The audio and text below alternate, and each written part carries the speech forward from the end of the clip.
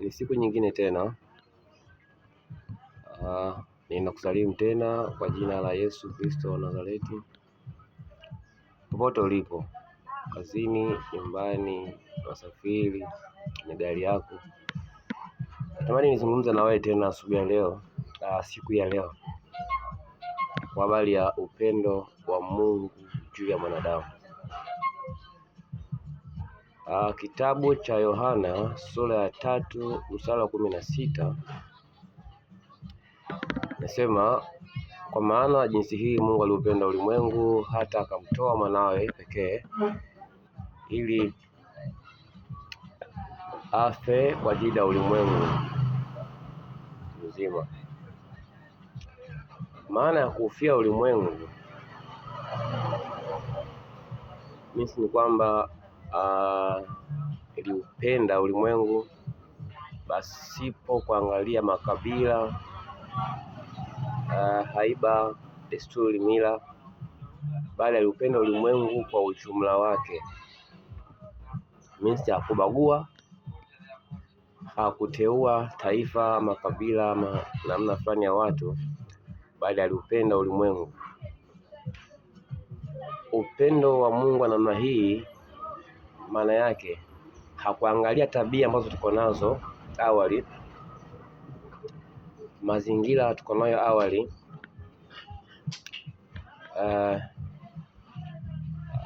alitupenda na akatuvuta kutoka hali ya dhambi na mauti na kutuleta kwake.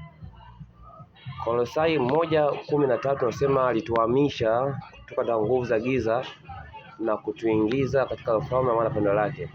Na tumeingizwa kwa namna ya roho, tukawa watoto wake kwa namna ya roho, lakini si kwa kuwa tumelipa kitu kwake, hapana, bali ni kwa sababu ametupenda.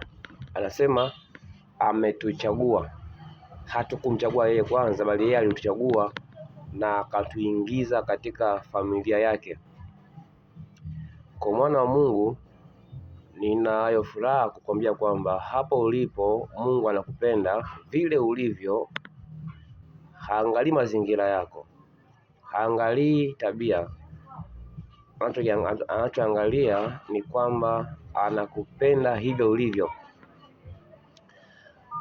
Wakati mwingine watu wanaweza wasikuelewe, wakakutenga, wakakuhukumu kwa vile unaishi, ama kwa tabia ambazo uko nazo, maisha uko nayo. Hao ni watu, lakini Mungu anakupenda. Mungu anakuwazia mema.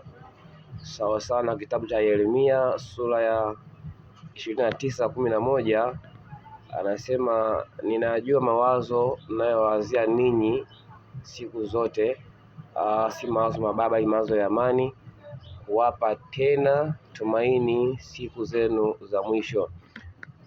Wakati ambao unafikia kukata tamaa, ndio Mungu anawaza kujitukuza kwako.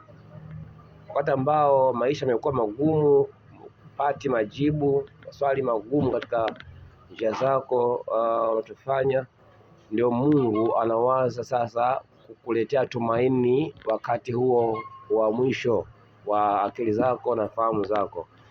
Kwa hiyo nikutie moyo, mteule wa Mungu, kwamba usikate tamaa, usivunjike moyo.